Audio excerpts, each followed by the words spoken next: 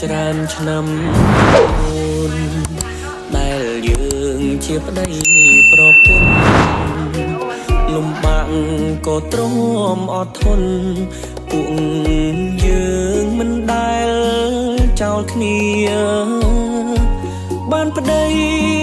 អ្នកក្រនាំអូនរងទុកវេទនាមានចានតែខ្វះស្លាបព្រាក៏អូនមិនចោលទៅណាសំណាប់យោងដីឯស្រីជាអ្នក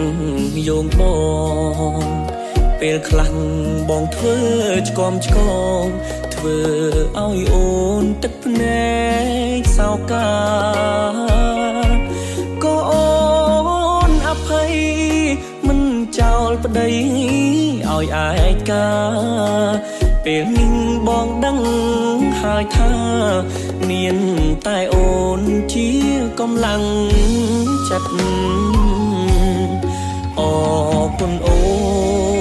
នធ្វើឲ្យបងមានសំណាងអរគុណគ្រប់យ៉ាងបានគាត់និយាយអីដែលអូនចូលក្នុងជីវិតដូចជាចង្កឹងមានគូតាំងព្រេងព្រឹកស្រឡាញ់នឹងចិត្តពីចិត្តពេលបងដួលអូនជួយទាញដៃបងសូមសន្យានឹងមើលថែអូនដល់ចាស់ពេលនេះ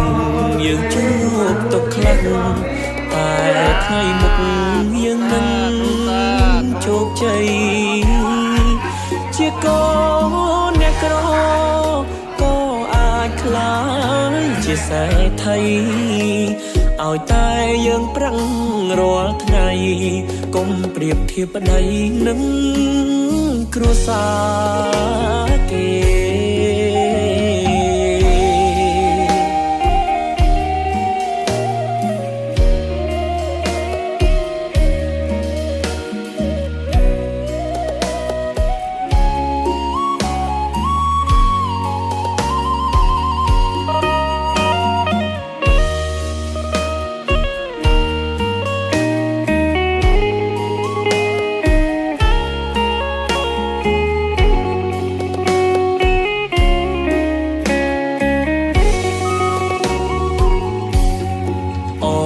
គុណអូនធ្វើឲ្យបងមានសំណាងអរគុណគ្រប់យ៉ាងដែលអូនចូលក្នុងជីវិតដូចជាចង្កឹងមានគូតាំងពីព្រេងព្រឹកស្រឡាញ់នឹងចេញពីចិត្តពេលបងដួលអូនជួយទាញដៃបងសូមសន្យានឹងមើលថែអូនដល់ចាស់ពេលនេះយើងជួបទុកខ្លាំងតែថ្ងៃមុខយើងនឹងជោគជ័យជាកូនអ្នកក្រក៏អាចខ្លាយជាសេដ្ឋីឲ្យតែយើងប្រឹងរាល់ថ្ងៃកុំប្រៀបធៀបប្តីនឹងគ្រួសារ